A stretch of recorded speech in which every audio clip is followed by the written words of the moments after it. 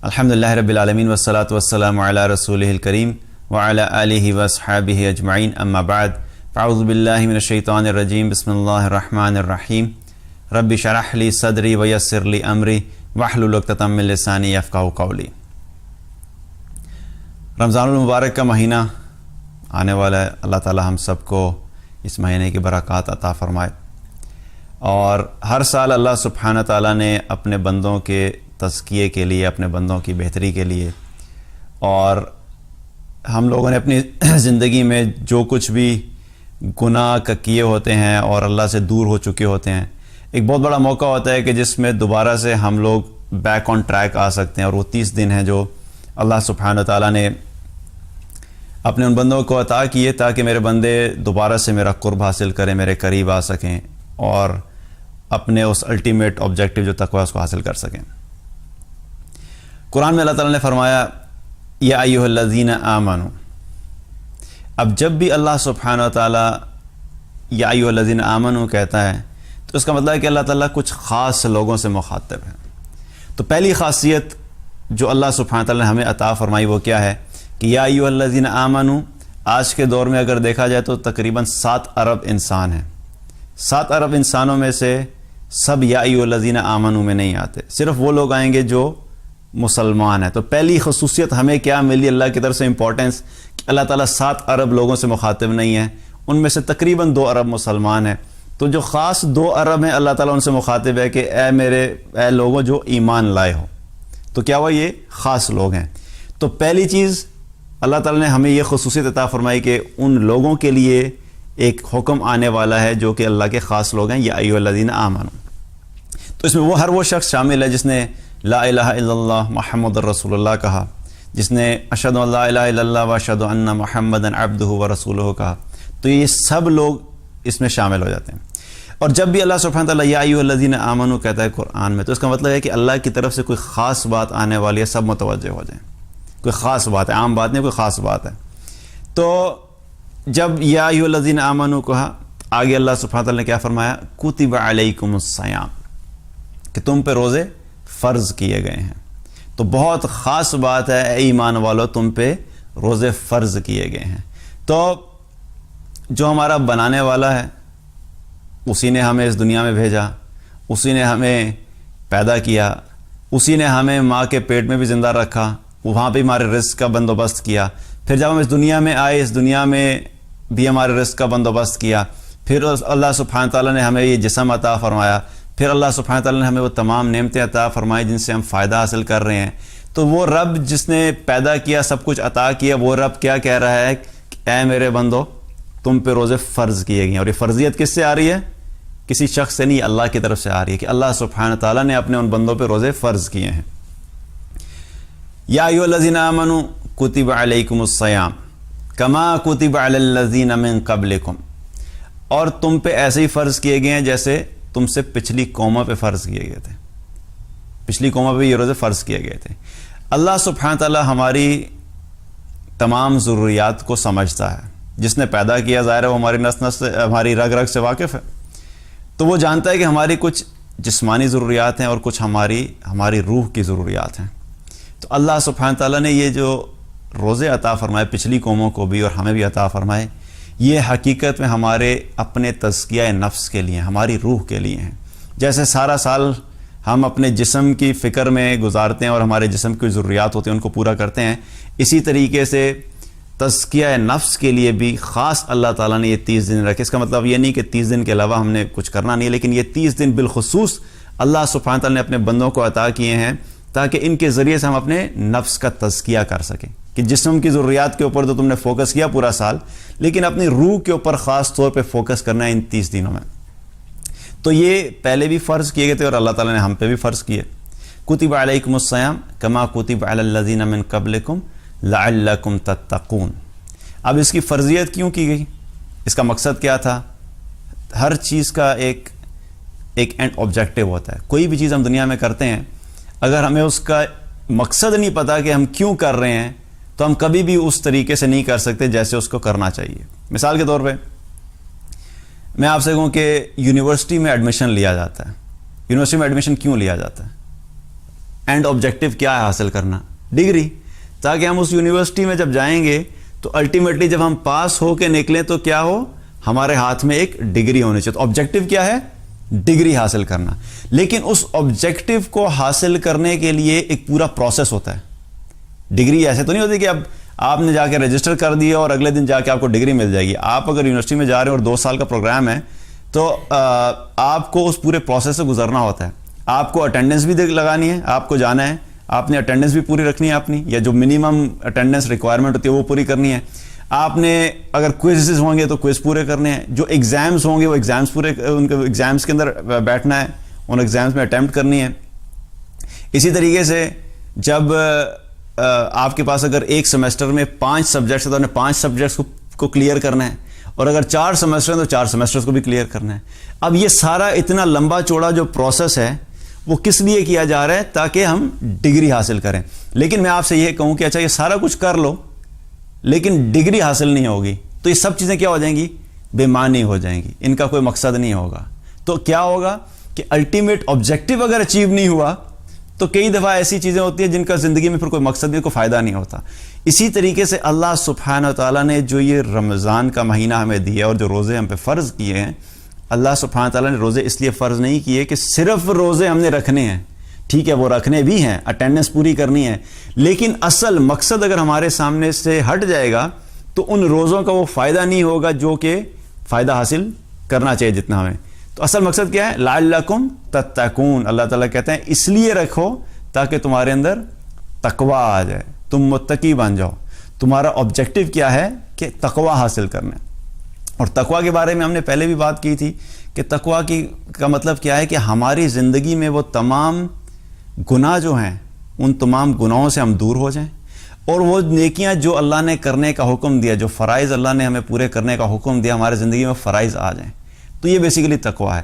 ہم اپنی زندگی میں دیکھیں تو کچھ فرائض ہوتے ہیں، کچھ نیکیاں ہم کر رہے ہوتے ہیں، لیکن بہت سی نیکیاں ہم نہیں بھی کر رہے ہوتے۔ اسی طریقے سے گناہوں کی طرف دیکھیں تو کسی کی زندگی میں تھوڑے گناہ ہوتے ہیں، کسی کی زندگی میں زیادہ گناہ ہوتے ہیں، لیکن کوئی نہ کوئی گناہ ہر بندے کی زندگی میں چل رہا ہوتا ہے۔ تو جب تک یہ نیک اعمال ہماری زندگی میں ساتھ ہوں اور ساتھ ساتھ گناہوں کو ہماری زندگی سے نکالنا ہے ہم نے، جب یہ دونوں چیزیں پوری نہیں ہوں گی تو تقوی کا جو آبجیکٹو ہے وہ پورا نہیں ہوگا۔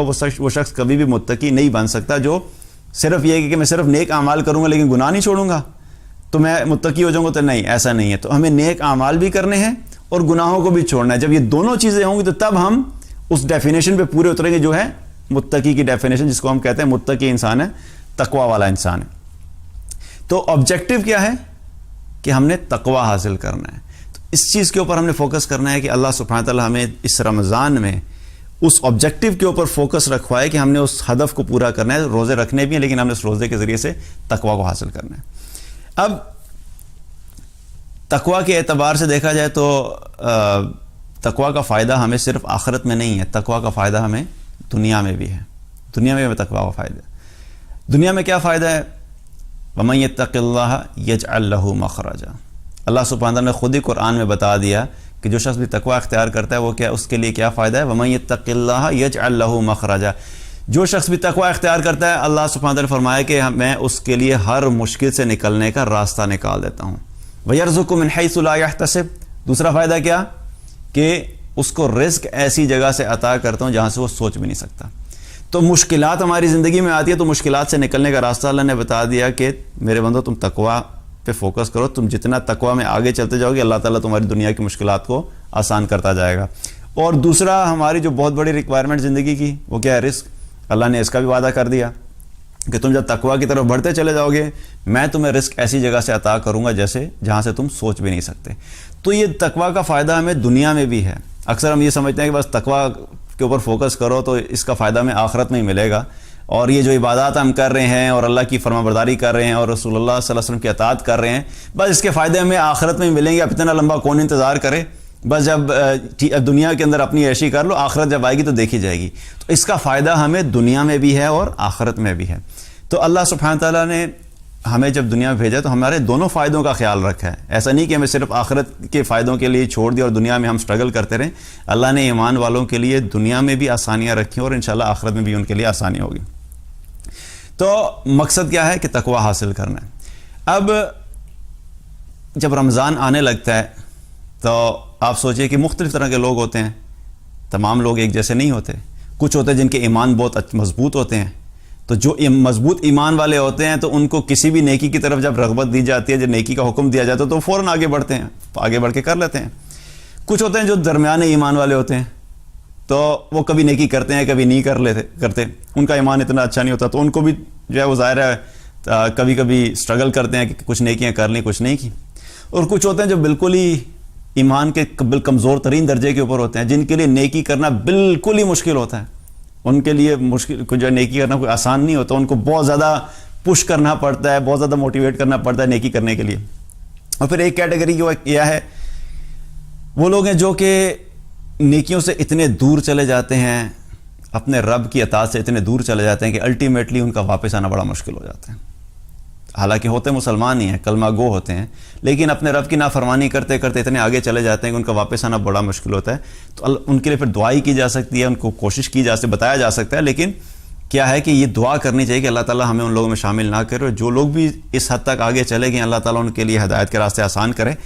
تو یہ مختلف قسم کے لوگ ہوتے ہیں. اب میں آپ کو ایگزامپل دیتا ہوں کہ ایک جو ٹیچر ہوتا ہے نا، جو اچھا ٹیچر ہوتا ہے، اچھا ٹیچر کیا کرتا ہے کہ اس کو اپنے اسٹوڈنٹس کے بارے میں پتہ ہوتا ہے کہ میرا کون سا اسٹوڈنٹ اچھا پرفارم کرنے والا ہے، کون سا جو ہے وہ تھوڑا ایوریج ہے، اور کون سا جو ہے بالکل ہی نیچے ہے.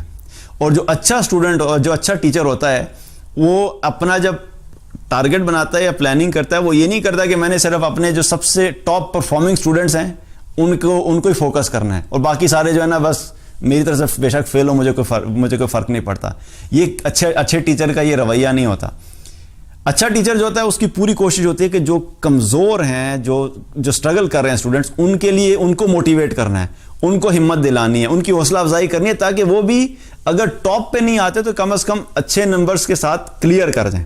اچھے ٹیچر کا یہ ٹارگٹ ہوتا ہے، اور وہی ٹیچر اچھا ہوتا ہے. اب اللہ سبحانہ وتعالیٰ نے ہمیں بنایا ہے، ہمارا رب ہے، ہمارا خالق ہے، اللہ کو پتہ ہے کہ میرے سارے بندے جو ہیں وہ ٹاپ پرفارمرز نہیں ہیں، میرے سارے بندے جو ہیں وہ ایمان کے اعتبار سے برابر نہیں ہیں. کوئی اچھا پرفارم کرنے والے ہیں، کچھ کے ایمان مضبوط ہیں، کچھ کے درمیانے ہیں، کچھ کے ایوریج ہیں، کچھ بالکل اسٹرگل کر رہے ہیں. تو جو ٹیچر ہوتا ہے وہ کیا کرتا ہے کہ جب کوئی اسائنمنٹ دینے لگتا ہے نا، اور کوئی اسائنمنٹ تھوڑی مشکل ہے، تو وہ سب کے چہروں سے پہچان جاتا ہے. وہ جب اسائنمنٹ دیتا ہے نا کہ بھئی یہ کل تم نے کر کے لانی ہے، تو جو اچھا پرفارم کرنے والے ہوتے ہیں ان کے لیے تو مسئلہ نہیں ہوتا، وہ تو خوش ہوتے ہیں. اور جو اسٹرگل کرنے والے ان کے چہرے ویسے ہی لٹک جاتے ہیں نا، اداس ہو جاتا ہے کہ یار یہ کیا مصیبت آ گئی، اتنی مشکل اسائنمنٹ کل کیسے کریں گے.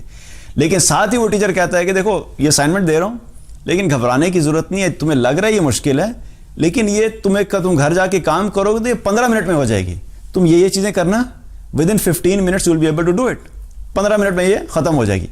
جو ہی وہ بتاتا ہے تو جو کمزور اسٹوڈنٹس ہوتے ہیں ان کے حوصلہ بڑھ جاتے ہیں، وہ تھوڑے موٹیویٹ، اچھا شکر ہے 15 منٹ کی، پوری رات نہیں بیٹھنا پڑے گا، رائٹ. تو وہ اچھا ٹیچر کیا ہوتا ہے، وہ کام بھی دیتا ہے لیکن ساتھ موٹیویٹ بھی کرتا ہے. اسی طریقے سے اللہ سبحانہ تعالیٰ نے جب یہ روزوں کا حکم دیا تو اللہ کو پتہ تھا کہ میرے کچھ ایسے بندے ہوں گے جنہوں نے سنتے ہی کہنا ہے کہ یار پھر رمضان آ گیا، پھر رکھنے پڑیں گے، پتہ نہیں کیسے رکھیں گے، اتنی گرمی میں کیسے روزہ رکھا جائے گا، یہ تو پیاس بڑی لگتی ہے، میں تو یہ نہیں کر سکتا، میں تو وہ نہیں کر سکتا. تو اللہ سبحانہ تعالیٰ نے ساتھ ہی کیا فرما دیا، ایاماً معدودات، کہ دیکھو گھبرانے کی ضرورت نہیں ہے، زیادہ مشکل نہیں ہے، بہت لمبا عرصہ نہیں ہے، بہت تھوڑے گنتی کے دن ہیں. تم نے پورا سال اپنی مرضی سے زندگی گزاری، 365 دن میں سے تم نے جو باقی سارا وقت گزارا، ان 30 دنوں کو یا 29 دنوں کو نکال دو تو تم نے اپنی مرضی سے گزارا ہے، کوئی لمبا چوڑا عرصہ نہیں ہے.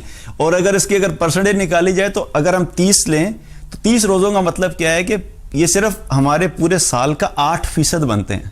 یہ وقت 8% بنتا ہے. دیٹ مینس کہ اللہ تعالیٰ نے جو 92% وقت تھا، 92% جو وقت تھا، اللہ نے کہا جیسے مرضی کھاؤ پیو، حلال کھانا ہے جیسے مرضی کھاؤ، صبح کھانا ہے، دوپہر کھانا ہے، 2 دفعہ کھانا ہے، 3 دفعہ کھانا ہے، 4 دفعہ کھانا ہے، رکاوٹ نہیں، منع نہیں ہے. لیکن یہ صرف 8% وقت ہے جو میں تمہیں بتا رہا ہوں، ذرا اس کو فالو کر لو تو تمہارا ہی فائدہ ہے اس میں. تو کیا ہے، بہت بڑا وقت نہیں ہے، بہت تھوڑا سا وقت ہے. ایاماً معدودات، بہت تھوڑا سا وقت ہے. اس کو اگر اللہ کی اطاعت کے مطابق گزار لوگے تو الٹیمیٹلی تمہارا ہی فائدہ ہے. تو اس چیز پہ گھبرانا نہیں ہے ہم نے، انشاءاللہ ہمت کے ساتھ. ٹھیک ہے، جو ایمان والے ہوتے ہیں وہ ان چھوٹی چھوٹی چیزوں سے نہیں گھبراتے کہ یار یہ ہمارے ہاں تو اچھا، پوری دنیا میں ظاہر روزے کا جو اوقات ہیں وہ سیم بھی نہیں ہوتے. کچھ جگہ پہ اسی وقت ہی اسی مہینے میں پوری دنیا میں کچھ کنٹریز ایسے ہوں گے جہاں پہ اس وقت کیا ہوگا، ونٹر چل رہا ہوگا. اور کچھ ایسے کنٹریز جہاں پہ سخت گرمی چل رہی ہوگی. کچھ کنٹریز ہیں جہاں پہ روزہ تھوڑے وقت کے لیے, اور کچھ ایسے کنٹریز ہیں جہاں پہ 12-14 گھنٹے سے بھی زیادہ کا روزہ ہے. تو لیکن مسلمان پوری دنیا میں ہیں. تو اللہ سبحانہ تعالیٰ نے تمام مسلمانوں کے لیے کہا کہ ہمت سے, تھوڑے ہی دن ہیں, ٹھیک ہے مشکلات ہیں, کسی کی ایک مشکل ہے, کسی کی دوسری مشکل ہے, کسی کو وقت کے لیے, لیکن اپنے آپ کو مستقل یہ ریمائنڈ کرانا ہے کہ کوئی بات نہیں, یہ صرف تھوڑا سا وقت ہے, میں نے اس وقت میں سے گزرنا ہے, میرے رب کا حکم ہے, میں جیسے بھی کروں, جو بھی اسٹرگل کرنی ہے, I'm gonna do it, انشاءاللہ میں کروں گا. تو یہ کیا ہے؟ ہمت. ہم نے ہمت سے چلنا ہے کہ انشاءاللہ یہ 30 دن ہے. جب بھی ذرا سی فیلنگ ہو کہ یار اب بڑا مشکل ہو رہا ہے, اپنے آپ کو یہ ریمائنڈ کرا دینا, ایامن معدودات, بار بار اپنے ذہن میں ڈالنا کہ تھوڑے ہی دن ہے, کوئی بات نہیں, نکل جائیں گے انشاءاللہ. ٹھیک ہے, تو یہ چیز ہمت کے ساتھ ہے کہ ہم نے ان 30 دنوں کو گزارنا ہے انشاءاللہ.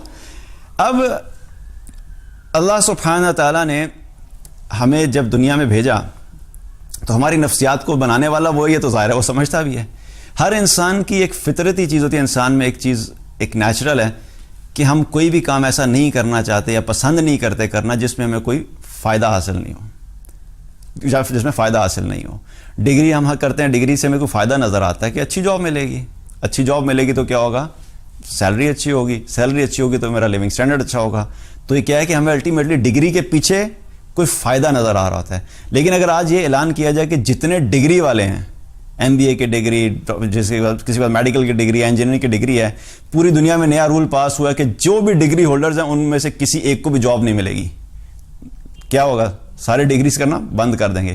لیکن جو نان ڈگری ہولڈرز ہیں ان ساروں کو جاب مل جائے گی. تو سارے کیا کریں گے, وہی جو اپنی ڈگریاں اٹھا کے پھرتے تھے, ڈگریاں چھپانا شروع کر دیں گے کہ میرے پاس تو کوئی ڈگری نہیں ہے, کیونکہ نان ڈگری ہولڈرز کے لیے زیادہ پیسے ہیں, رائٹ. تو مقصد ڈگری حاصل کرنا نہیں ہے, مقصد کیا ہوتا ہے کہ اس کے پیچھے ایک فائدہ ہوتا ہے, رائٹ. تو اس فائدے کے لیے ہم سب کام کر رہے ہوتے ہیں. اسی طریقے سے اللہ سبحانہ تعالیٰ نے جب یہ سب جو رمضان کا مہینہ دیا تو پھر اپنے بندوں کو موٹیویٹ کرنے کے لیے وہ سارے فضائل بھی بتائے اور وہ سارے فائدے بھی بتائے کہ میرے بندوں جب تم یہ رمضان کے روزوں کو جیسے رکھنے کا طریقہ اور حق ہے, جب وہ کرو گے تو اس کے پیچھے فائدے بھی ہیں. اور رسول اللہ صلی اللہ علیہ وسلم کے ذریعے سے ہم تک وہ تمام فائدے اللہ سبحانہ تعالیٰ نے ہم تک پہنچائے. اب فائدہ کیا ہے, ہم روزہ کیوں رکھیں, کیا فائدہ ہوگا؟ بہت سے فائدے ہیں اللہ تعالیٰ نے بتایا, نبی صلی اللہ علیہ وسلم کے ذریعے سے بتایا. سب سے پہلے ایک حدیث ہے, بخاری اور مسلم کی روایت ہے, نبی صلی اللہ علیہ وسلم نے فرمایا کہ اللہ تعالیٰ فرماتا ہے کہ انسان کا ہر عمل اس کے اپنے لیے ہے اور روزہ میرے لیے ہے, اور روزے کی جزا بھی میں خود ہی دوں گا. اب کیا ہے کہ جزا تو اللہ نے ویسے بھی ہر عمل کی جزا اللہ نہیں دینی ہے, لیکن روزے کے بارے میں خاص اس لیے کیوں کہا؟ روزے کے بارے میں اس لیے کہا کہ اس کا جو اجر ہے وہ ڈیفائن نہیں کیا, وہ مخفی رکھا. کتنا ہوگا کوئی پتہ نہیں. باقی اعمال کے بارے میں کیا آتا ہے, صحیح مسلم کی ایک روایت ہے جس میں آتا ہے کہ ہر عمل کا اجر اللہ سبحانہ تعالیٰ 10 گنا سے لے کے 700 گنا تک دیتا ہے. ابھی 10 گنا سے لے کے 700 گنا تک کا کیا مطلب ہے کہ ویسے ہمیں کتنا آسان لگتا ہے کہ چلو یار الحمدللہ اللہ نے 10 گنا اجر دے دیا یا 700 گنا اجر دے دیا, لیکن اس کی جو ایکچوئل کتنی بڑی ویلیو میں سمجھ نہیں آتی. اس کا مطلب کیا ہے کہ میں آپ سے یہ کہوں کہ 1000 روپے آپ میرے ساتھ انویسٹ کریں, میں آپ کو 1000 کے بدلے میں 7 لاکھ روپیہ ریٹرن کروں گا. تو ساری دنیا کے جو اگر میں اناؤنس کروں تو سارے لوگ لائن سے کھڑے ہو جائیں گے ہمارے سے 1000 لے لیں, کیونکہ 1000 کے بدلے میں 7 لاکھ کا ریٹرن دنیا میں ملتا ہی نہیں ہے. اور بہت سے لوگ اس چیز کو بلیو ہی نہیں کریں کہ لوگ بیوقوف بنا رہے کہ یار 1000 روپے کے پیچھے 7 لاکھ روپے کہاں پہ ریٹرن ملتا ہے. اور واقعی دنیا میں شاید ہی کوئی ایسا بزنس ہو جو 1000 روپے کے اوپر 7 لاکھ روپے دیتا ہو. لیکن اللہ سبحانہ تعالیٰ کے خزانوں میں کوئی کمی نہیں ہے, اور خاص طور پہ اللہ جب اجر پہ عطا کرنے پہ آتا ہے تو اس سے بھی زیادہ دیتا ہے. تو 700 کا ہدف جو ہے وہ ایک صحیح مسلم کی روایت میں آتا ہے. لیکن جب روزے کی باری ہے تو اللہ نے روزے کا ہدف نہ 10 گنا بتایا نہ 700 گنا بتایا. اللہ تعالیٰ نے کیا فرمایا کہ اس کا اجر میں خود ہی دوں گا, مخفی. تو اس سے کیا پتہ لگتا ہے کہ اللہ کی رحمت سے امید ہے کہ اس کا اجر 700 سے زیادہ ہی ہوتا. اگر یہ 700 کے کیٹیگری میں ہوتا تو اللہ تعالیٰ اس کو بھی شامل کر دیتا ہے, لیکن اللہ نے کہا نہیں, یہ ایک خاص عبادت ہے, چونکہ تم لوگوں نے میری خاطر رکھی ہے تو اس کا اجر بھی میں خود ہی دوں گا. اور ایک اور وجہ کہ اس کا اجر مخفی کیوں رکھا, بتایا کیوں نہیں, کیونکہ یہ عبادت بھی مخفی ہے. ظاہری طور پہ آپ دیکھ کے کسی کو نہیں بتا سکتے کہ یہ روزے سے ہے کہ نہیں ہے, رائٹ. آپ اسکول میں جاؤ گے, کالج میں جاؤ گے, آفیسز میں آپ جائیں, فیملیز کے اندر جائیں, تو آپ کسی کو ظاہری طور پہ نہیں دیکھ کے بتا سکتے یار یہ روزے سے ہے کہ نہیں ہے. کسی کو پتہ نہیں ہوتا, اس لیے چونکہ یہ عمل اور نیکی مخفی ہے, اسی لیے اللہ تعالیٰ نے اس کا اجر بھی مخفی رکھا. تو اللہ سبحانہ تعالیٰ اس کا خاص اجر ہمیں عطا فرمائیں گے، اور کتنا ہوگا یہ اللہ ہی بہتر جانتا ہے. اسی طریقے سے جو اگلا جو فائدہ ہے روزے دار کے لیے وہ کیا ہے کہ اللہ سبحانہ تعالیٰ نے رسول اللہ صلی اللہ علیہ وسلم کے ذریعے سے ہم تک کیا پہنچایا. صحیح بخاری اور مسلم کی روایت ہے کہ آپ صلی اللہ علیہ وسلم نے فرمایا کہ روزے دار کے لیے 2 خوشیاں ہیں. 2 خوشیاں. پہلی خوشی کیا ہے؟ پہلی خوشی اس کو اس وقت حاصل ہوتی ہے کہ جب وہ افطار کرتا ہے، کیونکہ یہ بڑا خوشی کا موقع ہوتا ہے. جب پورے دن انسان بھوک اور پیاس کی حالت میں گزارتا ہے تو اس وقت جو افطار کا وقت ہوتا ہے اس وقت جو سب سے زیادہ ہماری طلب کیا ہوتی ہے؟ کھانے پینے کی طلب ہوتی ہے. باقی بہت سی چیزیں ہوتی ہیں اس وقت سیکنڈری ہو جاتی ہے. اس وقت ہمارے ذہن میں اس وقت ٹوٹل فوکس کیا ہوتا ہے کہ بس افطار کا وقت آئے گا تو کھائیں گے پئیں گے. اور اس وقت جب شدید گرمی کی حالت میں، پیاس کی حالت میں جب ہم پانی پیتے ہیں، شربت پیتے ہیں، تو اس وقت جو دل سے الحمدللہ نکلتا ہے وہ الحمدللہ عام روٹین میں ہمارے دل سے نہیں نکلتا. ایسا ہی ہے نا؟ اس وقت دل سے الحمدللہ نکلتا ہے. تو کیا ہے کہ وہ جو خوشی اس وقت حاصل ہوتی ہے ہمیں عام روٹین میں پانی پی کے یا شربت پی کے یا جوس پی کے وہ خوشی حاصل نہیں ہوتی. تو ایک پہلی خوشی کیا ہوئی ایمان والے کے لیے کہ افطار کے وقت اس کو وہ خوشی حاصل ہوتی ہے. اور دوسری خوشی کیا ہوگی؟ دوسری خوشی کس وقت ہوگی؟ کہ جب ایمان والے قیامت کے دن اپنے رب سے ملاقات کریں گے. دوسری خوشی اللہ نے آخرت کے لیے رکھی. تو اس کا جب اجر دیکھیں گے تو ہمارے دل خوش ہو جائیں گے کہ اللہ سبحانہ تعالیٰ نے ہمارے روزوں کا کیا اجر عطا فرمایا ہے. تو یہاں پر بھی کیا ہے کہ اللہ تعالیٰ نے ہماری دنیا کی خوشی کا بھی خیال رکھا اور آخرت کی خوشی کا بھی خیال رکھا. تو یہ 2 خوشیاں ایمان والے کو ملتی ہیں. آپ صلی اللہ علیہ وسلم نے کیا فرمایا کہ یہ 2 خوشیاں ہیں قیامت کے دن ایمان والے کی جو کہ ایمان والے کو حاصل ہوتی ہیں. ایک افطاری کے ٹائم پہ اور ایک قیامت کے دن جب اللہ تعالیٰ سے ملاقات ہوگی. اور اسی طریقے سے روزے دار اللہ سبحانہ تعالیٰ کو کتنے محبوب ہیں کہ اللہ تعالیٰ کو روزے دار کی ہر چیز ہی محبوب ہوتی ہے. اس کا ہر عمل محبوب ہوتا ہے، حتیٰ کہ اس کے اندر جو کراہت والی چیز ہے وہ بھی محبوب ہوتی ہے. اب میں آپ کو ایگزامپل دیتا ہوں. اگر آپ کو میں کہوں یار کہیں پہ سائڈ پہ کوڑا پڑا ہوا ہے اور کوڑا جو ہے اس میں بدبو آ رہی ہے، گل سڑ گیا ہے، تو ہر انسان اس سے جان چھڑانے کی کوشش کرے کہ جلد از جلد اس کو دور کیا جائے، کیونکہ کراہت کی چیز ہے. اور بلکہ ہم کسی کو فون کریں گے یار یہ آ جاؤ، یہ میرے سے 100 روپیہ لے لو اور یہ جا کے کم از کم یہ جو کچرا پڑا ہے اس کو اٹھا کے باہر پھینکو. اتنے میں کوئی شخص آئے اور وہ آ کے کہ یار یہ جو کچرا پڑا ہے نا آپ مجھے 10 لاکھ روپے کا دیں گے، تو آپ ہم سب پریشان ہو جائیں گے. کچرا 10 لاکھ کا کچرا کون لیتا ہے؟ ہوتا ہے کچرے کی کوئی قیمت نہیں ہوتی. ہر بندہ کچرے کو دور کرنے کی کوشش کرتا ہے. تو کچرا بھی جو ہے ہمارا کیا ہے اس کی کوئی قیمت نہیں ہوتی، گندگی کی، کراہت کی کوئی قیمت نہیں ہوتی. لیکن اللہ سبحانہ تعالیٰ کو روزے دار کی ہر چیز محبوب ہے. کہ یہاں تک کہ ایک حدیث میں آتا ہے آپ صلی اللہ علیہ وسلم نے کیا فرمایا کہ اللہ سبحانہ تعالیٰ کو روزے دار کے منہ کی بو کستوری کی خوشبو سے زیادہ پاکیزہ لگتی ہے، وہ زیادہ محبوب ہے. تو کیا مطلب کہ جو چیز ہمارے نزدیک کراہت کی ہے لیکن چونکہ روزے دار ہیں اور اللہ کی رضا کے لیے روزہ رکھا ہوا ہے تو اللہ سبحانہ تعالیٰ کے نزدیک اس کی بھی قیمت ہے. تو اگر کراہت والی چیز کی اتنی قیمت ہے تو سوچیں کہ جو ہم نیک اعمال کریں گے، ہمارا پورا وجود جو روزے کی حالت میں اللہ کی اطاعت میں ہوتا ہے، تو اللہ تعالیٰ کو اپنے ان تمام روزے داروں کو دیکھ کے کتنی محبت اللہ کو ہوتی ہوگی. تو انشاءاللہ اس سے کیا ہے کہ ہمیں جو بھی عمل کرنا ہے اللہ کے نزدیک وہ بڑا محبوب ہوتا ہے روزے دار کا عمل. اسی طریقے سے اللہ سبحانہ تعالیٰ نے روزے دار لوگوں کے لیے ایک خاص پروٹوکول کا بھی ارینجمنٹ کیا ہوا ہے جو کہ آخرت میں ملے گا. دنیا میں آج ہمیں ہمارے بہت سارے اعمال کا اجر جو ہے وہ نظر نہیں آتا. اجر تو خیر کسی کا بھی نظر، اجر تو آخرت میں نظر آئے گا، لیکن کچھ کا ہوتا ہے جو دنیاوی فائدہ ہوتا ہے، کچھ کا ہوتا ہے جو صرف آخرت میں فائدہ ہوگا، اور کچھ ایسے اعمال ہیں جن کا دنیاوی فائدہ اور آخرت میں فائدہ ہے. اب قیامت کے دن کیا ہوگا؟ قیامت کے دن بہت سے لوگ جب کھڑے ہوں گے اور حساب کتاب چل رہا ہوگا، اللہ سبحانہ تعالیٰ نے روزے داروں کے لیے ایک خاص پروٹوکول رکھا ہے. وہ کیا ہے؟ ایک خاص دروازہ رکھا ہے جس کا نام کیا ہے؟ باب الریان. باب الریان. اور اس دروازے کے بارے میں آپ صلی اللہ علیہ وسلم نے کیا فرمایا کہ قیامت والے دن روزے داروں کے لیے ایک خاص دروازہ جو باب الریان ہے، اور روزے دار اس دروازے سے ہی داخل ہوں گے، اور اس دروازے سے صرف اور صرف روزے دار داخل ہوں گے. اور جب وہ دروازے سے روزے دار چلے جائیں گے پھر اس دروازے کو بند کر دیا جائے گا. تو جو روزہ رکھنے والے ہیں ان کے لیے اللہ نے خاص پروٹوکول رکھا ہوا ہے.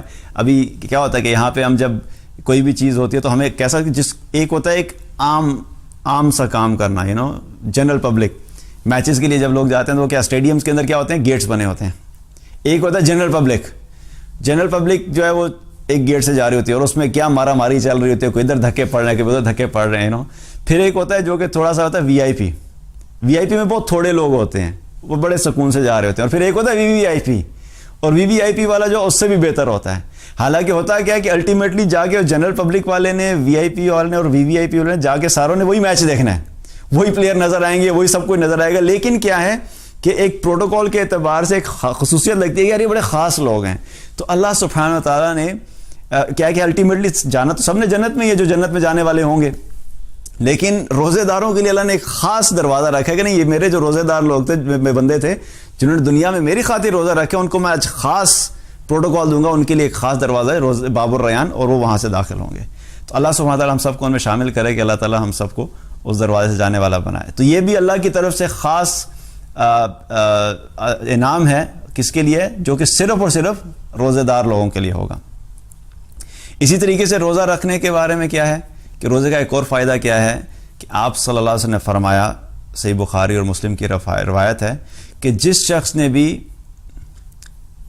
نے بھی ثواب کی نیت سے اور ایمان کے ساتھ روزہ رکھا، جس شخص نے بھی ایمان سے اور ثواب کی نیت سے روزہ رکھا، تو آپ صلی اللہ علیہ وسلم نے کیا فرمایا، غفر لہ ما تقدم من ذنبہ، کہ اللہ سبحانہ تعالیٰ اس کے پچھلے تمام گناہوں کو معاف کر دیتا ہے. تو جو روزہ رکھتا ہے، روزہ رکھنے کی وجہ سے اللہ تعالیٰ پچھلے سارے گناہوں کو معاف کر دیتا ہے. اور یہ گناہ جو ہیں وہ ہیں صغیرہ گناہ. جہاں پہ بھی یہ یاد رکھیے کہ ایک اصول ہے کہ جہاں پہ بھی کسی عمل کے بدلے میں گناہ کی معافی کا تذکرہ آتا ہے، کسی ذکر کے بدلے میں گناہوں کی معافی کا تذکرہ آتا ہے، تو وہ کیا ہوتے ہیں؟ وہ صغیرہ گناہ ہوتے ہیں.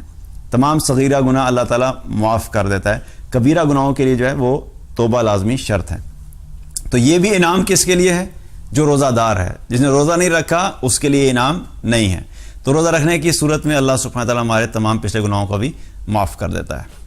اسی طریقے سے اللہ سبحانہ تعالیٰ نے ہمارے لیے کچھ آسانیاں پیدا کی.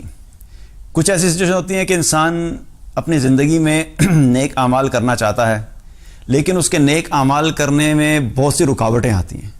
مجھے کتنے میسیج آتے ہیں کہ میں یہ کرنا چاہ رہا ہوں لیکن مجھ سے ہو نہیں رہا، یہ چیز میں کرنا چاہ رہا ہوں لیکن مجھ سے نہیں، نماز قائم کرنا چاہ رہا ہوں مجھ سے نماز نہیں پڑھی جا رہی، میں نماز پڑھتا ہوں لیکن پوری نہیں پڑھتا. بہت ساری مشکلات ہوتی ہیں. اور مشکلات حقیقت میں کیا ہوتی ہیں؟ کچھ تو ہماری اپنی نفس کی ہوتی ہیں. ہم نے خود ہی اپنے آپ کو، اپنے نفس کو اتنا عادی کیا ہوتا ہے گناہوں کا اور معصیت کا اور اللہ کی نافرمانی کا. اور ایک سب سے بڑی مشکل کیا ہوتی ہے؟ وہ کیا ہوتی ہے؟ شیطان. جو بلاک کرنے ہوتا ہے شیطان. تو شیطان کیا کرتا ہے کہ شیطان کی سب سے پہلا کام کیا ہوتا ہے کہ وہ انسان کو عمل سے روکتا ہے کہ نیکی کرنے ہی نہ دوں. اس کی پہلے ٹارگٹ کیا ہوتا ہے کہ کسی طریقے سے یہ شخص نیکی کرے ہی نہیں. اچھا، جو تو اس ٹارگٹ کو کراس کر دیتا ہے اور جو اس شیطان کے ساتھ اس جنگ میں کامیاب ہو جاتا ہے اور نیکی کرنے لگتا ہے، تو پھر اس کا اگلا ٹارگٹ کیا ہوتا ہے کہ اس کو نیکی ایسے کرواؤں یہ سنت کے مطابق نہ ہو. کیونکہ جو عمل سنت کے مطابق نہیں ہے وہ اللہ کے یہاں قبول نہیں ہے. اپنی مرضی سے اس کو طریقہ ایسے بتا دوں کہ اپنا من مانے طریقے کے اوپر چلتا رہے، وہ اس ٹارگٹ پہ لگا دیتا ہے. اچھا، جو اس کو بھی کراس کر لیتا ہے کہ جو سنت کے مطابق عمل کر لیتا ہے، تو پھر اس کی کوشش ہوتی ہے کہ اچھا یہ کم کرے، زیادہ نہ عمل کر لے. تو وہ اس کا مستقل کوشش کیا ہوتی ہے کہ وہ ایک ہمارے جو انسانوں کو وہ اعمال کی طرف جانے کی وجہ کی طرف سے وہ روکتا رہتا ہے. تو شیطان ایک بہت بڑا ہماری زندگی میں رکاوٹ بنتی ہے جب نیکی کی طرف جا رہے ہوتے ہیں، جو کہ ٹھیک ہے کانسٹنٹ بیٹل ہے، اور وہ اس بیٹل میں ہم نے گیو اپ نہیں کرنا، ہم نے فائٹ کرنا اور ہم نے آگے جانا ہے. لیکن وہ الٹیمیٹلی وہ ہمیں کافی چیزوں میں روک رہا ہوتا ہے. رمضان کے اندر کیا ہے؟ رمضان کے اندر اللہ سبحانہ تعالیٰ نے ہمارے لیے آسانی فرمائی. کیونکہ اللہ تعالیٰ نے کیا فرمایا تھا؟ لعلکم تتقون. تقوی حاصل کرنے میں کیا ہے کہ شیطان کا ٹارگٹ ہوتا ہے کہ یہ اپنا آبجیکٹیو اچیو نہ کر سکیں، تقوی کی طرف نہ پہنچ سکے، اور اس آبجیکٹیو سے دور رکھنے کے لیے شیطان مستقل ہمیں پیچھے کھینچ رہا ہوتا ہے. دوسری ایک شیطان ہمیں کھینچ رہا ہوتا ہے، اور دوسرا کیا ہوتا ہے؟ ہمارا نفس. دو طاقتیں جو ہمارے اپنے اینٹی جا رہی ہوتی ہیں، جو ہمیں روک رہی ہوتی ہیں، شیطان اور نفس. اب اگر میں آپ سے یہ کہوں کہ چلیں ایک طاقت کم ہو جائے تو کیا ہوگا کہ پھر عمل کرنا آسان ہو جاتا ہے. جہاں پہ آپ نے دو بندوں سے لڑنا ہے تو کیا ہوتا ہے؟ مشکل ہوتا ہے. ایک بندہ دو کے اگینسٹ لڑ رہا ہو تو مشکل ہوتا ہے. لیکن اگر کہیں گے یار 1 to 1 ہو جاؤ، دو کے بجائے ایک ہو جائے گا، تو کیا ہوگا؟ وہ آسان ہو جاتا ہے. رائٹ؟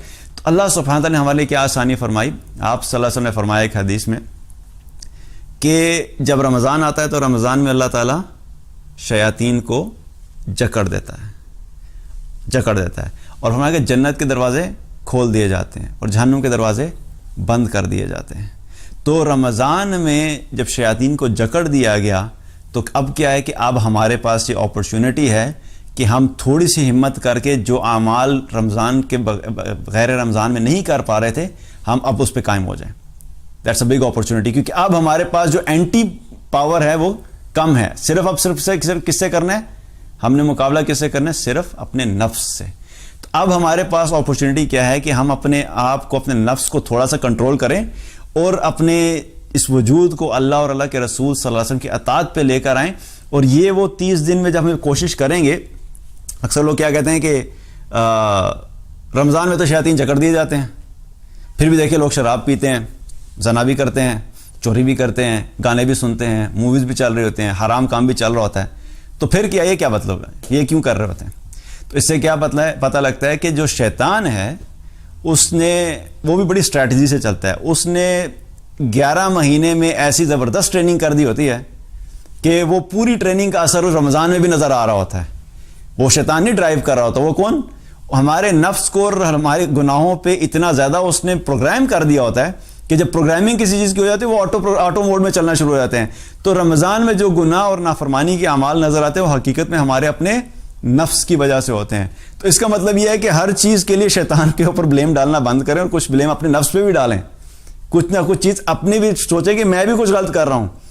ہر عمل کے لیے شیطان کے اوپر ڈال دیا جاتا ہے کہ یار قیامت کے دن بھی شیطان کی کہتے ہیں اللہ شیطان کی وجہ سے میں یہ عمل نہیں کر سکا. تو یاد رکھیے کہ قیامت کے دن یہ ایکسکیوز قبول نہیں کیا جائے گا کہ اگر شیطان کی وجہ سے بھی تھا تو اس کا مطلب یہ تھوڑی کہ وہ سارا مدعا شیطان پہ ڈال دیں گے اور وہ جہنم میں چلا جائے گا ہمارے گناہوں کو لے کے اور ہم سیدھے جنت میں چلے جائیں گے. تو شیطان پہ ہر چیز کا بلیم ڈالنے کے بجائے کچھ بلیم اپنے نفس پہ بھی ڈالیں. تو یہ بڑا زبردست موقع ہے ہمارے لیے اپنے آپ کو چیک کرنے کے لیے کہ اب تو شیطان نہیں ہے, اور اگر اب بھی میں نماز نہیں پڑھ رہا, اب بھی چوری نہیں چھوڑ رہا, اب بھی زنا نہیں چھوڑ رہا, اب بھی غلط دیکھنا نہیں چھوڑ رہے, اب بھی اللہ کی نافرمانی کے کام نہیں چھوڑ رہے, تو اس کا مطلب ہے کہ you have to blame yourself, کہ ہمیں اپنے آپ کو بلیم کرنا ہے کہ ہمارا اپنا نفس ہے جو کہ ہمیں اس چیز سے روک رہا ہے. تو ہمیں اپنے نفس کو کنٹرول کرنے کا ایک بہت بڑا موقع ہے, اور اللہ سبحانہ تعالیٰ نے یہ 30 دن ہمیں ایک ٹریننگ کیمپ کے طور پر دیے ہیں کہ دیکھو یہ 30 دن ہیں, میں چاہتا ہوں کہ میرے بندے ان 30 دنوں میں اپنی دوبارہ سے ایک ٹریننگ کریں, اپنے آپ کو دوبارہ سے ریوائیو کریں, اپنے آپ کو دوبارہ سے ریفریش کریں, تاکہ ایک دوبارہ سے وہ انرجی اور طاقت حاصل کریں ایمان کی, جو کہ وہ انرجی اور طاقت اگلے آنے والے 11 مہینے میں میرے بندوں کے کام آئے گی, جبکہ یہ دوبارہ رمضان کے بعد رمضان ختم ہوگا, اور جب دوبارہ 11 مہینے گزارنے ہیں تو حقیقت میں یہ 30 مہینے ہمارے اس پریکٹس کے ہیں تاکہ ہم اپنے آپ کو اللہ کی اطاعت پہ رکھ سکیں آنے والے اگلے 11 مہینے میں بھی. جس طرح شیطان نے 11 مہینے ٹرین کیا اور 1 مہینے میں بھی اس شیطان کی ٹریننگ کا اثر نظر آتا ہے, اس طرح ہم نے کیا کرنا ہے, ہم نے اللہ کی دی ہوئی اس اپرچونٹی کو اویل کرنا ہے کہ ان 30 دنوں میں ہم اپنی ٹریننگ کریں تاکہ 11 مہینے ہم شیطان سے فائٹ کر سکیں. So that's how it is. تو یہ ایک بہت بڑا موقع ہے کہ شیاطین بند ہیں, تو وی ہیو ٹو فوکس کہ ہم زیادہ سے زیادہ اعمال کر سکیں تاکہ ہمارے لیے آگے جا کے آسانی ہو. اسی طریقے سے اللہ سبحانہ تعالیٰ نے اور کیا انعام رکھا روزہ رکھنے والوں کے لیے. ایک اور روایت میں آتا ہے آپ صلی اللہ علیہ وسلم نے فرمایا کہ قیامت کے دن روزہ اور قرآن اللہ کی بارگاہ میں سفارش کریں گے. روزہ کہے گا یا اللہ میں نے تیرے اس بندے کو کھانے پینے اور خواہش نفس سے روکا رکھا, اور قرآن کیا کہے گا, یا اللہ میں نے اس بندے کو رات کو سونے سے روکے رکھا. تو دونوں کہیں گے کہ یا اللہ ہماری سفارش اس کے حق میں قبول فرما. تو آپ صلی اللہ علیہ وسلم نے کیا فرمایا کہ اللہ سبحانہ تعالیٰ ان دونوں کی سفارش کو قبول کریں گے. تو اب قیامت کا دن جو ہے وہ کوئی آسان دن نہیں ہے. قیامت کے دن بڑی سٹیجز ہیں, بڑی مشکلات ہیں. اللہ تعالیٰ ہم سب کو قیامت کی ہولناکیوں سے اور اس دن کے مشکلات سے محفوظ رکھے, لیکن ہم صرف ایزمپشن اور خواہش پہ نہیں جا سکتے. ہمیں ہر جگہ پہ قدم قدم پہ ہمیں کچھ ایسی چیزوں کی ضرورت پڑے گی جو ہماری نجات کا سبب بن سکے. ایک نیکی جس کو آج ہم حقیر سمجھ رہے ہیں، قیامت کے دن ہمیں اس ایک نیکی کا اندازہ ہوگا کہ کتنے ہی لوگ ایسے ہوں گے جو صرف ایک نیکی کی وجہ سے رہ جائیں گے. تو آج تو ایک نیکی ہمیں تو تھوڑی لگتی، لیکن قیامت کے دن ساری دنیا کی ساری چیزیں بھی ہم دینا چاہیں اور ایک نیکی حاصل کرنا چاہیں تو ہم نیکی حاصل نہیں کر سکتے. تو کیا ہے کہ سوچیں ایسی سچویشن میں جہاں پہ بندہ پہلی مشکل میں ہو یا ایسی مشکلات کا سامنا ہو، تو وہاں پر قرآن بھی سفارش کر دے اور روزہ بھی سفارش کر دے، ان کی سفارش قبول کر لی جائے، تو کتنی بڑی اچیومنٹ ہے اس شخص کے لیے، اور کتنی بڑی خوشی کی بات ہے ایسے شخص کے لیے کہ جس کے لیے دونوں جو ہے روزہ اور قرآن اس کے لیے سفارش کریں. تو یہ سفارش بھی کس کے لیے؟ جو روزہ رکھے گا. تو جو روزہ نہیں رکھے گا اس کے لیے سفارش ہوگی؟ نہیں ہوگی. روزہ تو سفارش نہیں کرے گا. جو قرآن قیام اللیل میں رات کو تہجد کے وقت اور تراویح کے وقت جو قرآن نہیں سن رہا، تو کیا قرآن سفارش کرے گا؟ نہیں کرے گا، کیونکہ قرآن سفارش کرنے کی وجہ کیا بتا رہا ہے کہ میں نے اس کو رات کو جگائے رکھا. دیٹ مینس کہ قیام اللیل جو ہے، جب قرآن ہم رات کو تراویح کی فارم میں سنتے ہیں یا تہجد میں پڑھتے ہیں، تو یہ بھی ایک خاص عمل ہے جس کے اوپر ہم نے فوکس کرنا ہے کہ تراویح کا اہتمام کرنا، قیام اللیل کا اہتمام کرنا، تاکہ ہم اس حدیث کے مطابق ان لوگوں میں شامل ہوں کہ قرآن قیامت کے دن ہمارے حق میں سفارش کرے.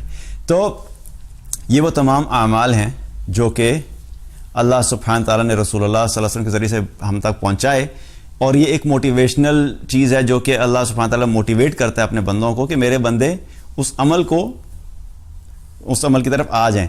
اب اللہ سبحانہ تعالیٰ اگر موٹیویٹ نہ بھی کرتا تو ہمارے پاس تو کوئی چوائس نہیں تھی نا، کرنا تو پھر بھی تھا.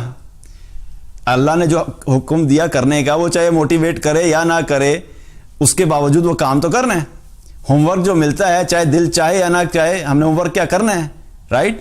لیکن یہ اللہ کی ایک خاص رحمت ہے کہ اللہ نے ہمارے لیے وہ راستے بھی آسان کی کہ میرے بندے زیادہ اس اعمال کی طرف آئیں.